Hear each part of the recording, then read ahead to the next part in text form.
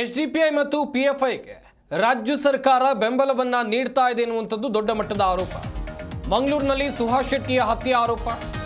ಬಿಜೆಪಿಯವರ ಆಡಳಿತದಲ್ಲೂ ಕೂಡ ಹತ್ಯೆ ಮಾಡಿದ್ದಾರೆ. ಈಗ ನಮ್ಮ ಮೂತಿಗೆ ಒರೆಸುವಂತ ಪ್ರಯತ್ನವನ್ನ ಮಾಡ್ತಾ ಇದ್ದಾರೆ.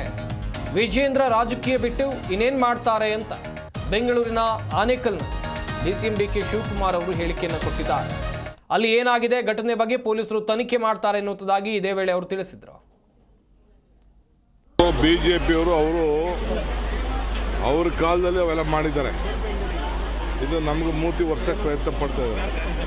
ಏನಾಗಿದೆ ಪೊಲೀಸ್ ಅಧಿಕಾರಿಗಳು ಇನ್ವೆಸ್ಟಿಗೇಷನ್ ಮಾಡ್ತಾರೆ. ಅವರು ಅದಕ್ಕೆ ಉತ್ತರ ಕೊಡ್ತಾರೆ.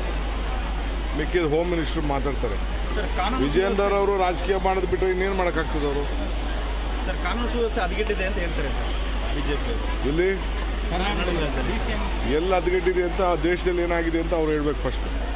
ಬಿಜೆಪಿಯವರು ಅವ್ರ ಕಾಲದಲ್ಲಿ ಅವೆಲ್ಲ ಮಾಡಿದ್ದಾರೆ.